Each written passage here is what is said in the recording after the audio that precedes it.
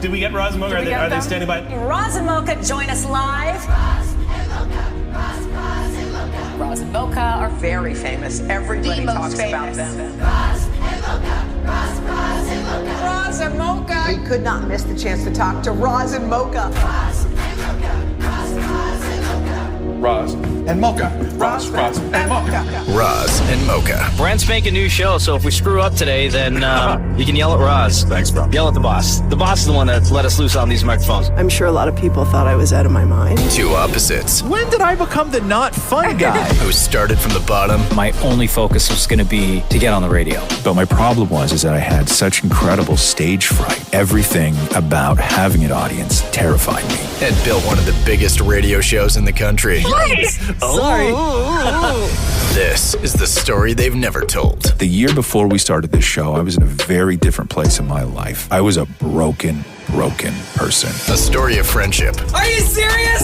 Oh my God, that's such great news! So, my God, look at me, I'm tearing up. That's such great news. Family. I love my wife so much, and we're having a kid. I've said this since the day I met you. You are going to be one of the greatest fathers the world has ever seen. Oh, thanks, man. Comedy.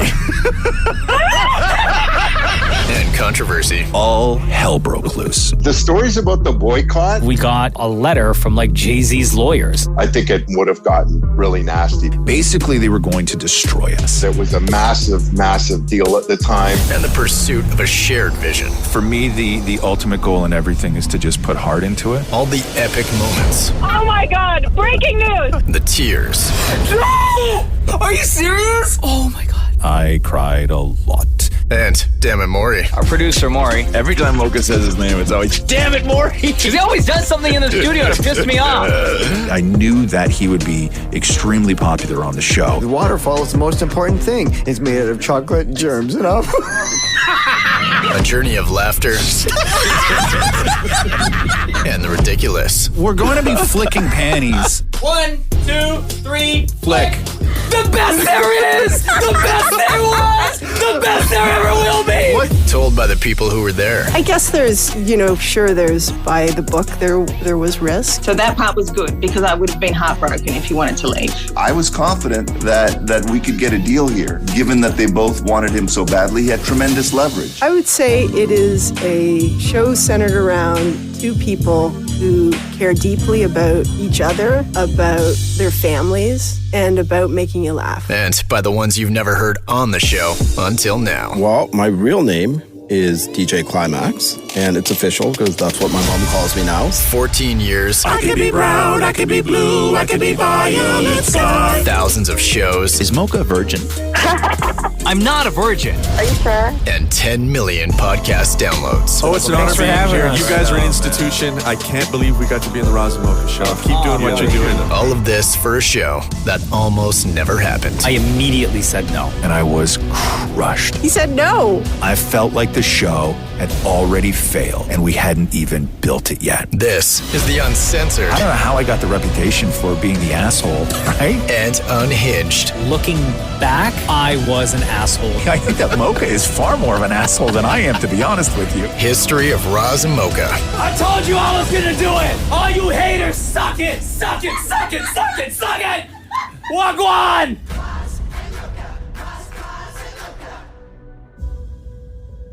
We used to listen to The Mix. I used to listen to Energy 108. To Stern always in the morning. It's 103.5. Chum FM 99.9. Chum FM. From the beginning, Roz and Mocha built a show free from format constrictions and rules. I don't want anything dripping. Maury, are you ready? I don't want anything dripping on my shirt. Okay, Maury, are you ready?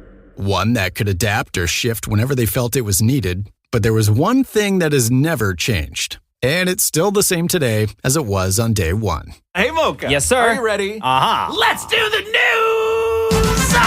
A Roz and Mocha Show and Kiss 92.5 News Break.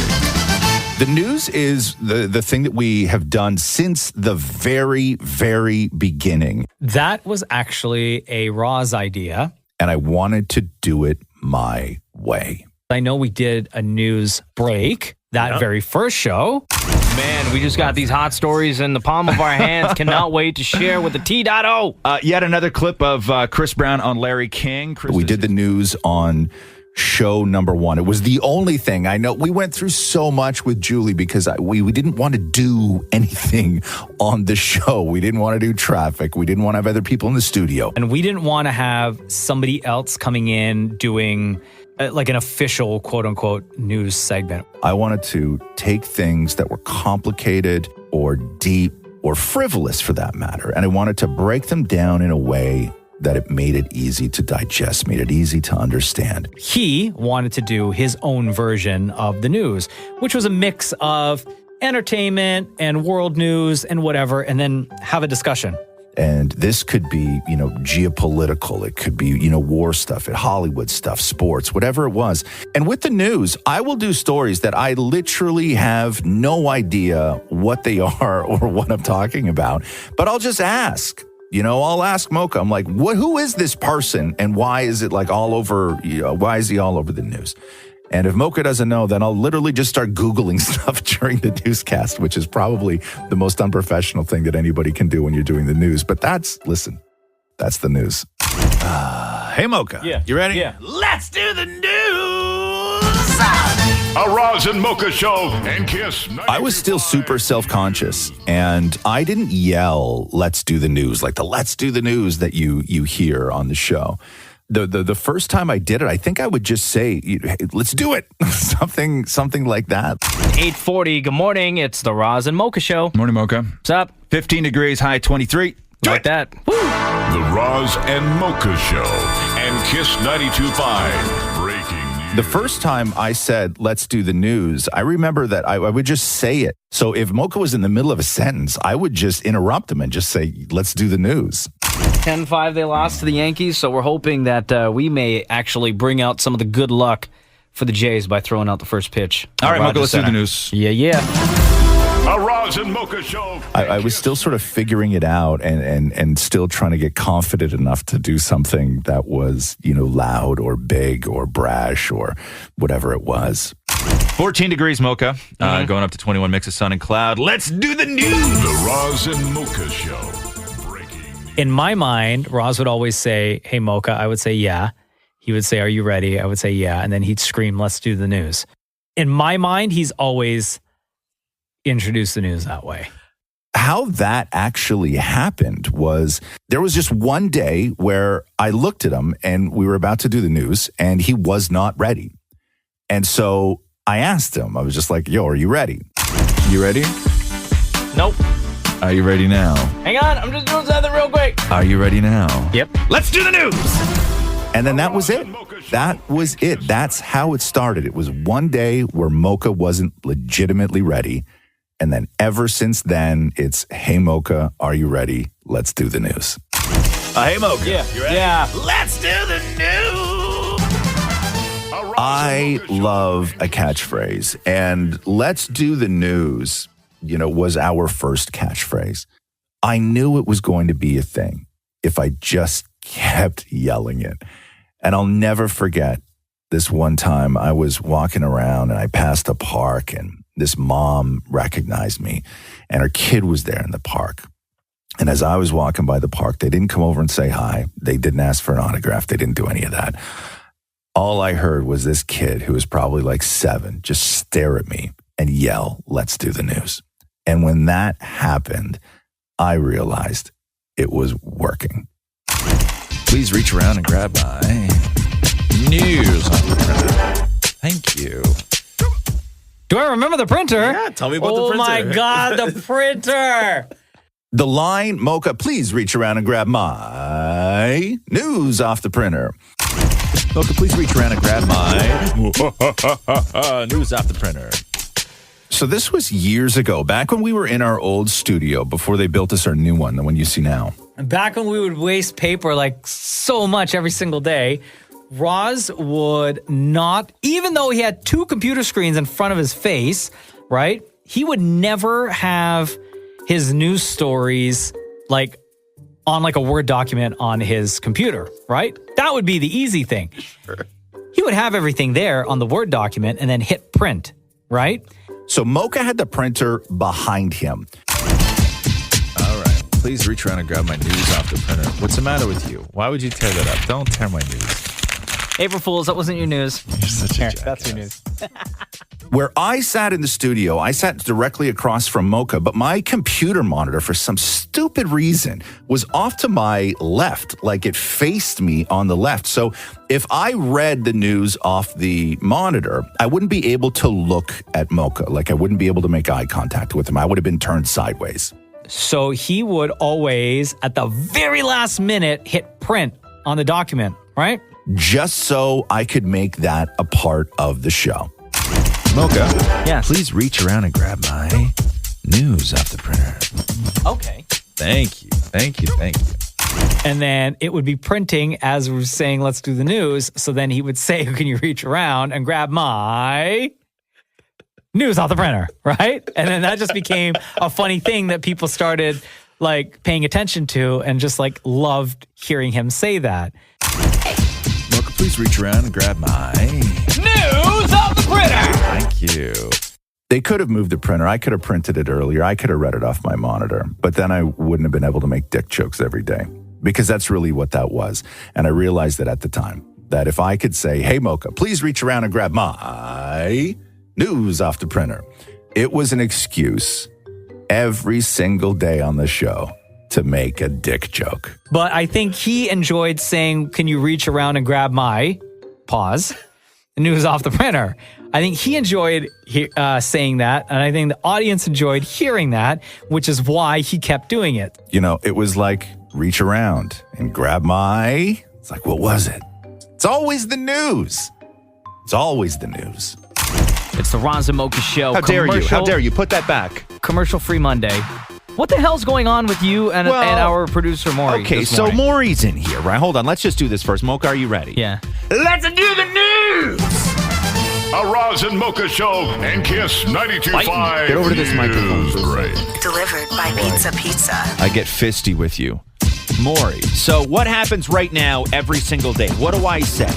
Maurie, what do I say every single time, every single day? You have to say it like how Roz says it. What do I say? He says it like this. Can you reach around and grab my sheets from the printer? No, news. My news off the printer. First he says, let's do the news! And then I say, Mocha, would you please reach around and grab my news off the printer?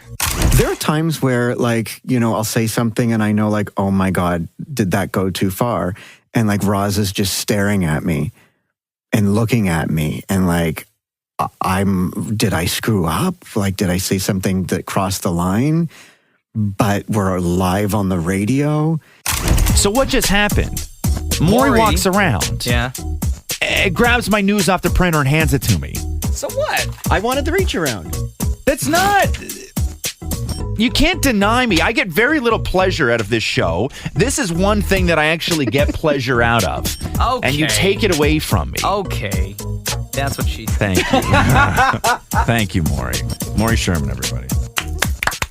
My job with Maurie is making sure that he feels free to do the things that he's good at, but also reining him in. That's what I do. I do it on the radio. You can hear it on the radio. Sure. I spend so much of my day reining him in. But my favorite days and my favorite times with Maurie on the show are when everything just goes wrong.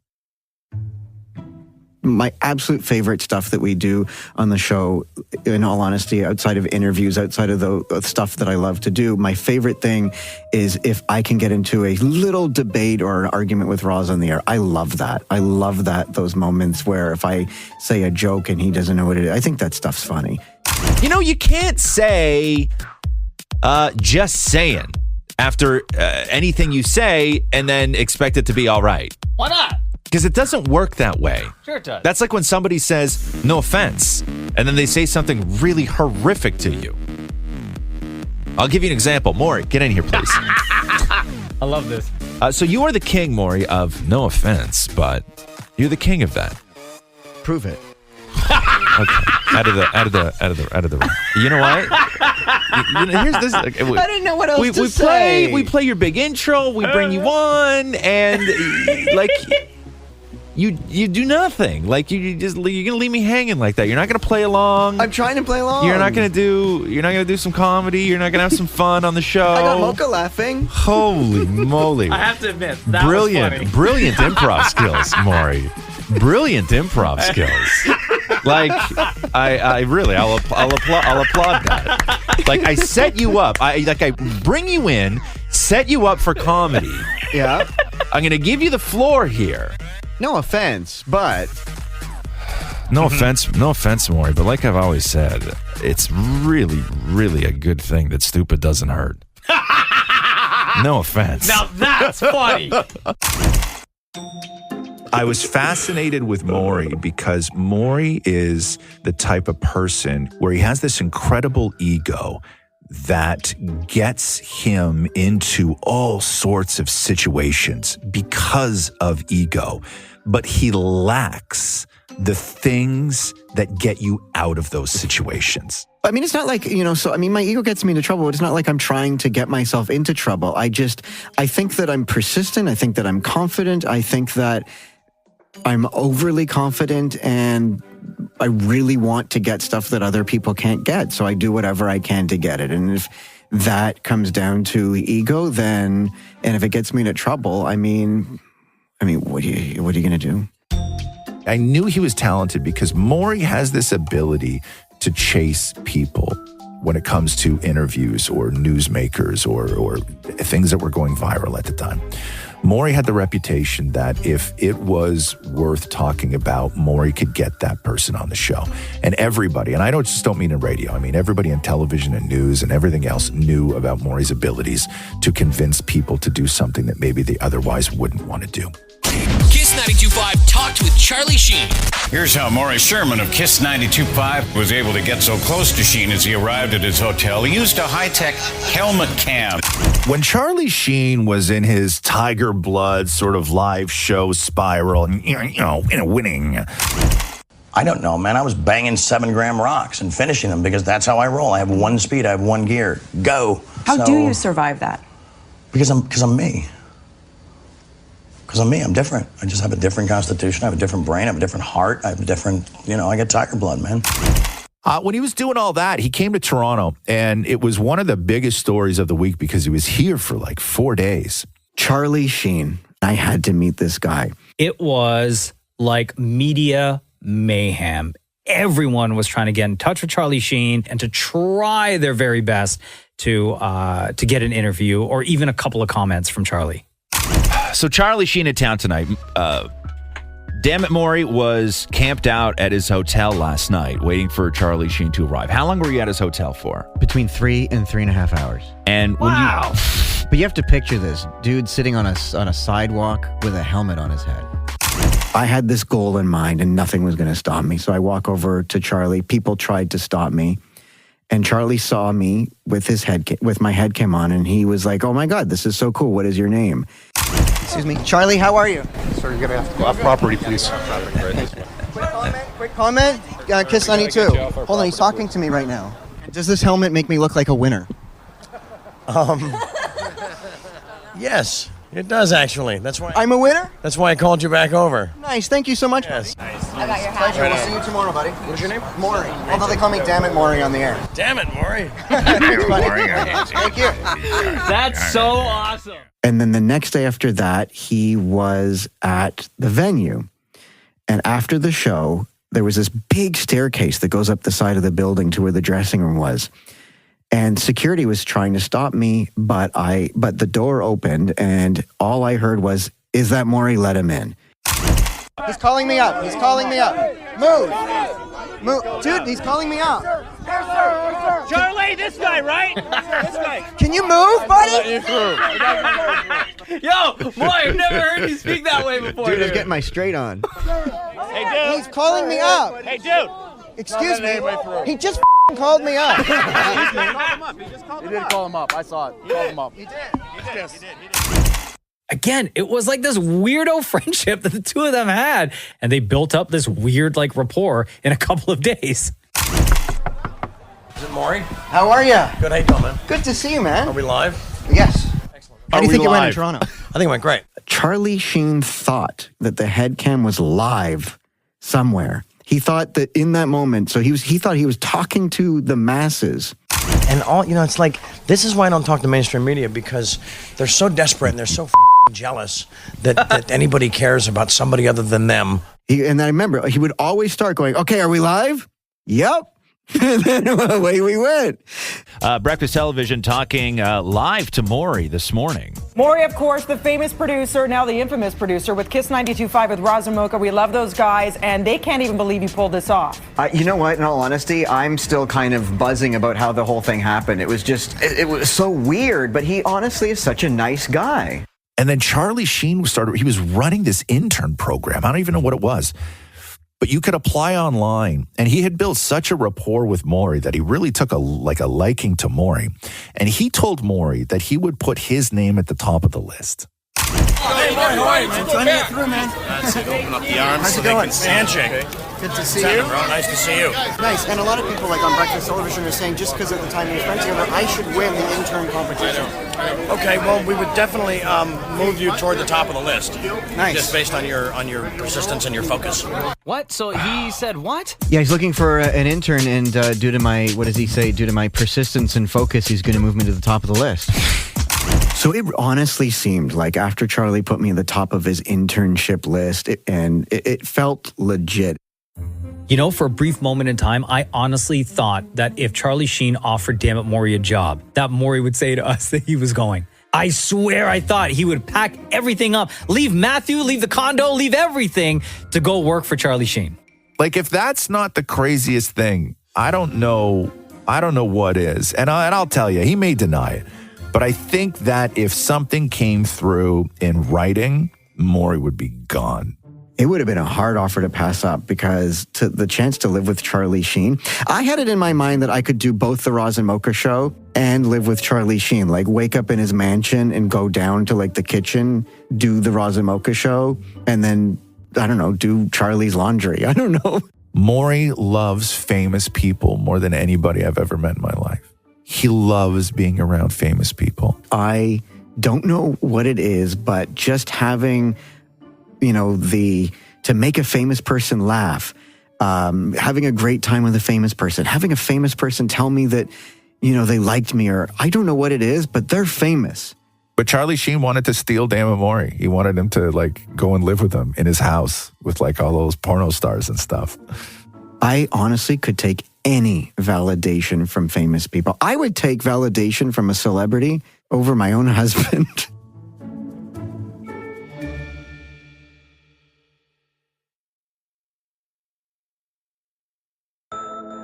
From covering the news to making the news, it didn't take long for Roz and Mocha to land in the middle of controversy. It was the release of T-Dot's State of Mind when they became the story. Let's hear it for T-Dot, T-Dot, T-Dot. I'm at Rogers Center with my buddies at a Jays game. Can't afford to Yorkville because I got no... T-Dot's State of Mind was the first big thing that we did on this show.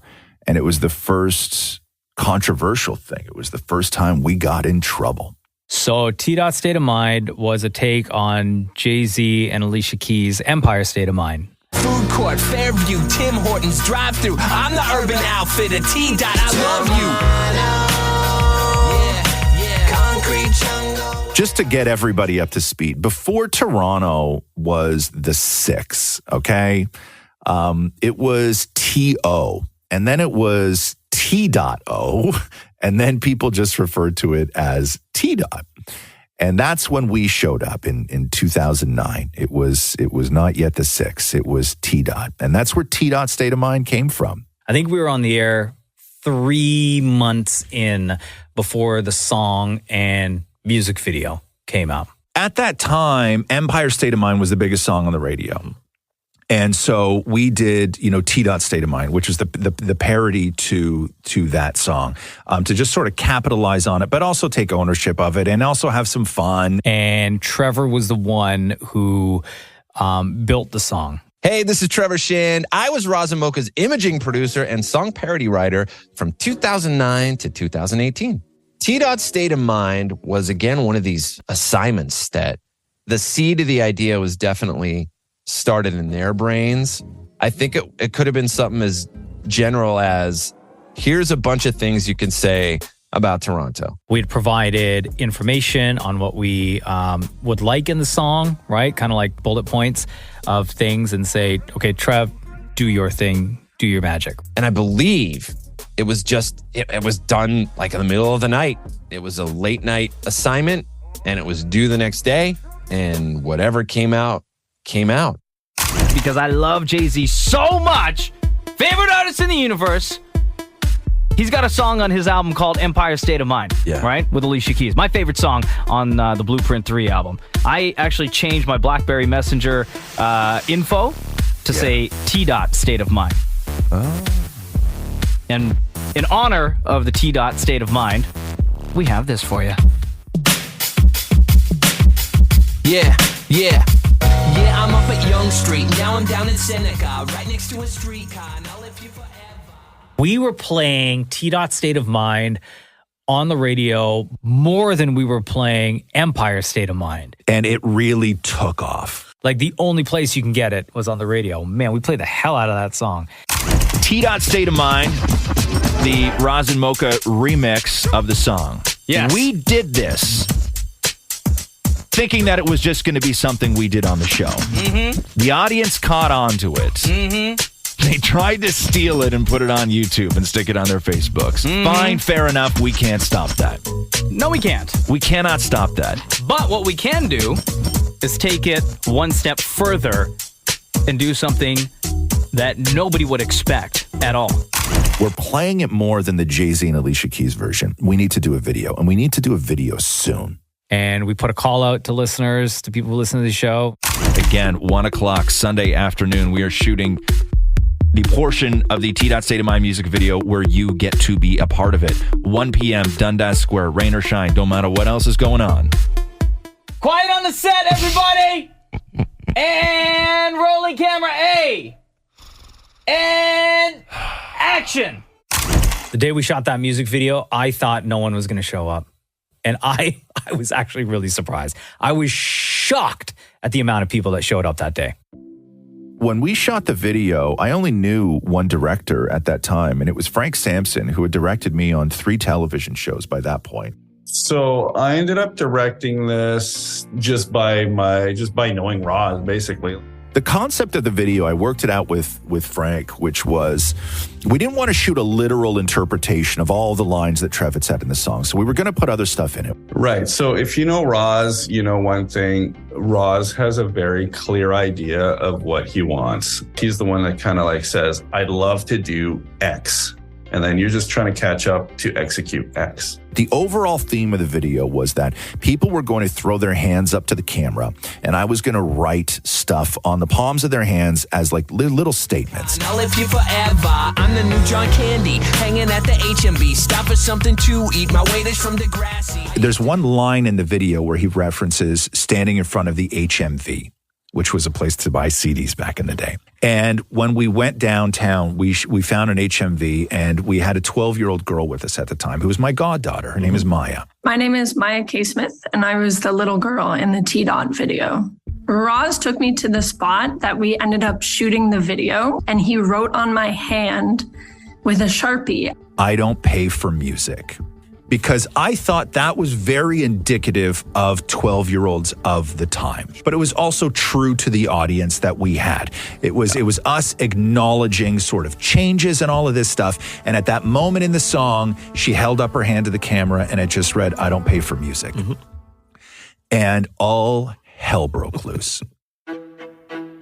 My phone was blowing up with messages and texts and emails from like every single person I knew in the music industry, as in who worked for record labels. At the time, I didn't really understand that it was going to be so controversial. Truthfully, I didn't really understand what it meant at all. That was the one sticking point for every single record label. People were like, yo, you're like messing with my livelihood. This is how I make money. Like, why would you promote that people don't pay for music or shouldn't pay for music. Like, that's the wrong message. That moment with I don't pay for music on her hand is the thing that almost destroyed the show. And we'd only been on the air 3 months. And then the song exploded.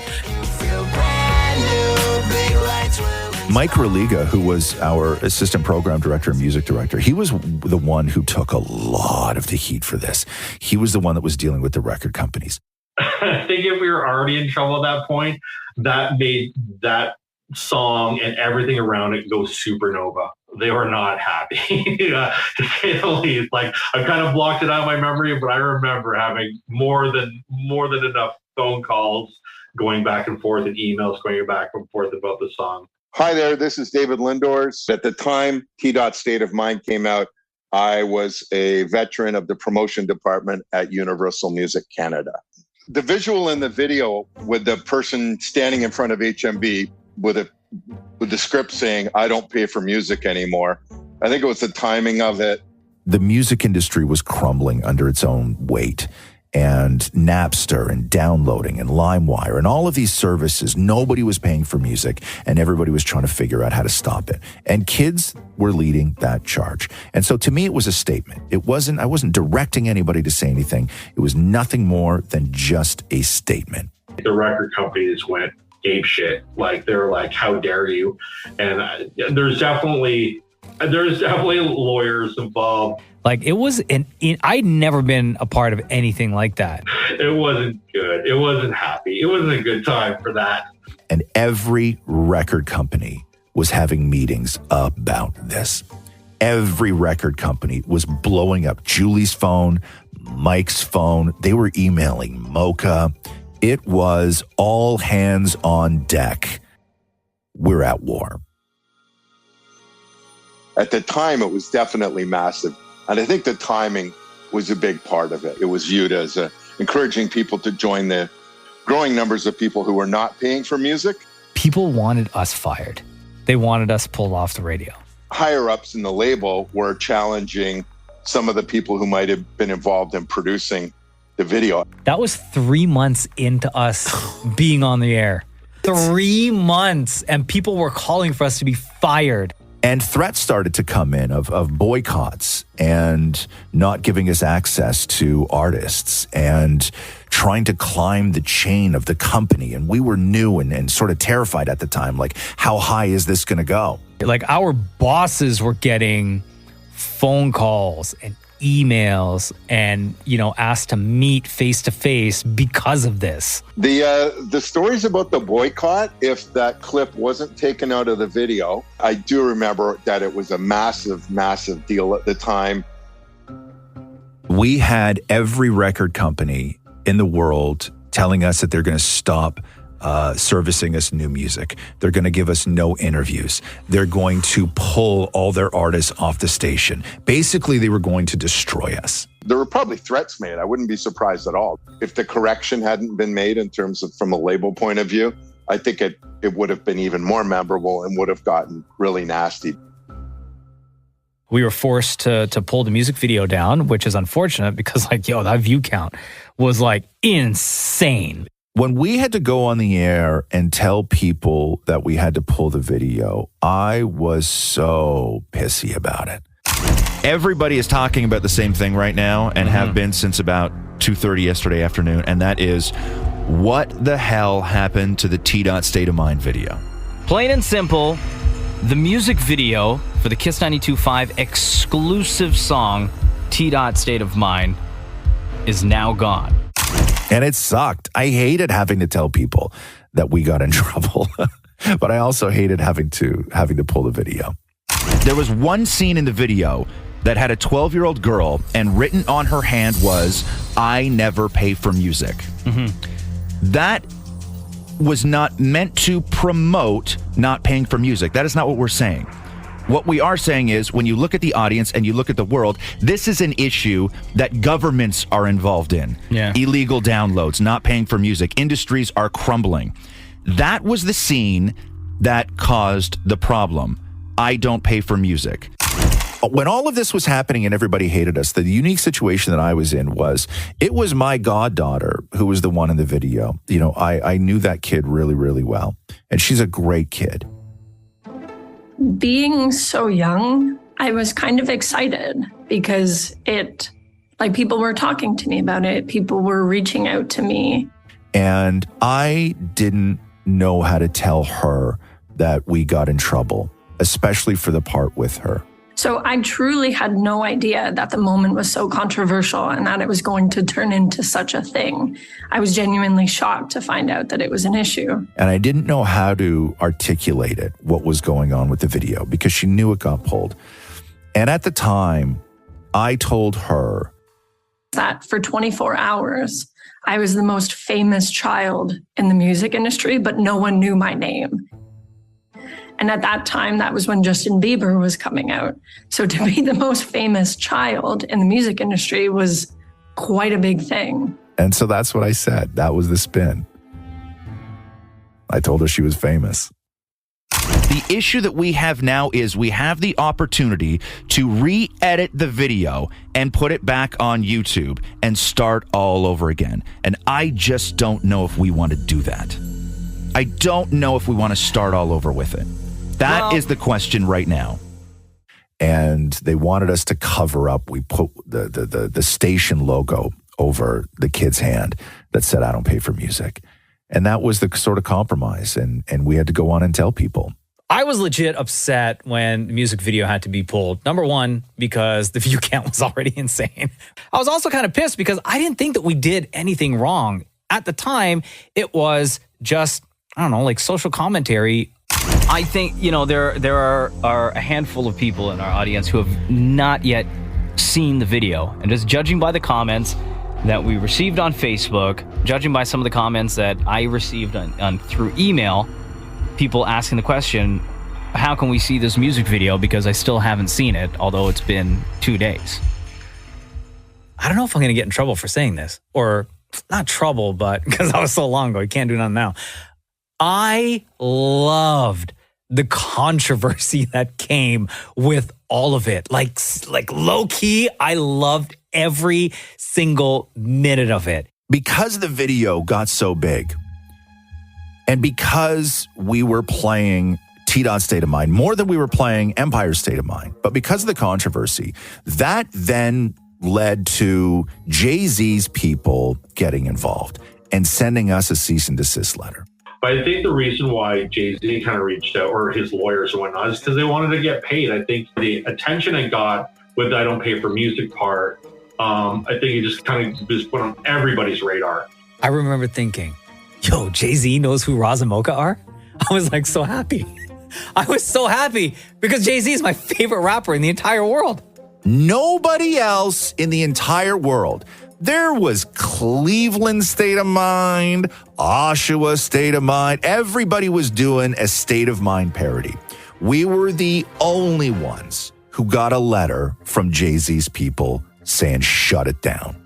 Yeah, Jay-Z might have been pissed at us, but guess what? He sure as hell knew who Roz and Mocha were, and that meant everything to me.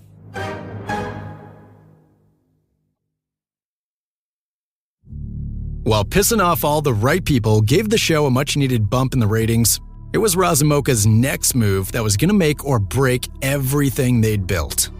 And now, a special Kiss 92.5 presentation. In prime time, baby. The Sex Show with Roz and Mocha. Let's talk about sex, baby. The sex ed you can't get anywhere else. I think the moment the show changed might have been when we did the Sex Show. We were still sort of moving so fast in the direction of making noise and getting noticed and all of this stuff. And the Sex Show happened within all of that. A 2-hour, no-holds-barred conversation about sex with Roz and Mocha. Let's talk about. I think the only person that we ended up having a conversation, or at least I had a conversation with, was our boss at the time, Julie Adam. Again, a show that was speaking to an under 30 audience. Guess what? They think and talk about sex. And So the guys had the idea to do this show. And Julie was the type of person that was like, just try it. You know, I would never stand by them if they did something hurtful, ever in a million years. But they were always so inclusive, very diverse, and they were never hurtful. They weren't, jerks. They were just a bit risque at times. I remember growing up, and it was the Sunday Night Sex Show with Sue Johansson, and you could freely talk about things on the radio. If you think you're going to take that whole thing in your mouth, you're going to throw up. What does an old lady like me know about sex? The answer? Plenty. I think everybody listened to that Sunday Night Sex Show. Doggy position, great big penis, head-hand movements. Was that the first time you saw a dildo? Was that the first time I saw a dildo? Oh my God, my parents are going to be listening to this. So my only comment is more of a question. Hey everybody, what's a dildo? We would get calls from kids, people, women, husbands, whatever it was. Just like sex questions. And we were like, yo, we should try this, doing a sex show like what they used to have back in the day. I have a daughter. She's 15 years old, okay? And I have my suspicions that she might be sexually active. And so we decided to do the Roz Mocha Sex Show. And the show was not in the morning. It was an evening show that we did. And we brought in this expert, this sex therapist educator named Carlisle Jensen, who was so perfect.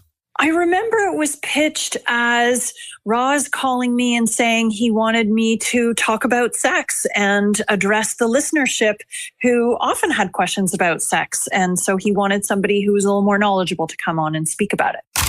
Let's get it on, shall we? Here's Roz and Mocha. Oh, yeah. Toronto's #1 hit music station, Kiss 92.5. Welcome to it, ladies and gentlemen. Roz and Mocha. This is The Sex Show. And people got it. The phones exploded. They were rammed from the time we started the show until the show finished. The first call out of the gate was a kid with a boner question. Hello. Hi, I just want to know, after I ejaculate everywhere, how's the quickest way to get it back up? Oh my God, that first kid. There's always a boner question. There's always multiple boner questions. Talking about ejaculate. Remember he said something like, after you ejaculate all over the place. I just want to know, after I ejaculate everywhere, how's the quickest way to get it back up? I'm like, all over the place. Like, I get you're new and everything. Still. How old are you? 19. You just gotta wait until your body naturally doesn't want to get it up again. It needs to build up the energy to build up your seed again. So the younger you are, the faster that time will take before you could do it again. And some guys, it can take 5 or 10 minutes. Yeah, it doesn't get any better, dude. I'll tell you. Honestly, I'm 35. I know you're 19, and you think that maybe, you're kind of like staring at your watch. I wish I had your penis. Yo, that was prime time, too. Like, everybody was listening. That was prime time. This was at a time where there was no social media. It was like maybe Facebook existed, and there was nowhere for people to kind of go to get these straight answers. Go ahead. How do you properly put on a condom? How do you properly put on a condom? How old are you? 14. Okay, so the way you want to make sure you properly put on the condom is making sure that it is on the right way. So you have to have it kind of look like a sombrero. You don't want to put it on upside down. You should just do it on your own, man. Yeah. Practice on your own. Okay. It'll make it easier when you're in a situation so you won't feel quite so nervous. Okay. When's the first time you put a condom on, Mocha? Was it for business or was it for practice? Oh, no, practice. Practice makes perfect. All guys practice with condoms as a teenager. Like, I don't know why that's such a weird thing, and like why people have to bring it up and specifically like say, hey, Mocha, you remember when you said this? Like, yeah, but it's not weird. Yeah, I think practice had to have been 8th grade. 8th grade. Yeah. Yeah. Or maybe 7th grade. One of those. And did you mess it up the first time? Oh, hell yeah. It's not that I didn't want to come off as a prude, during the sex show. Because it was prime time and because I knew everybody was listening, I knew part of that everybody listening were both my parents and both my younger sisters. And I don't talk about sex with them anyway, like face to face or on text or on phone calls. Hi, I'm asking this question for all the ladies out there. Yeah. I just want to know how to avoid queefing while having sex. How to what? How to avoid queefing while having sex. Do you know what queefing is, Mocha? Yes. Are you sure? I think so. What's queefing? Queefing? Well, I know. Hang on, I'm asking Mocha. Mocha, what's queefing? Man, I'm getting all awkward now. It's like a noise that a woman's vagina makes during sex, right? Yeah. Okay. Okay, Carla. Due to too much air or something like that? Yeah, I don't know the way to prevent it. I find that it sometimes happens and it sometimes doesn't.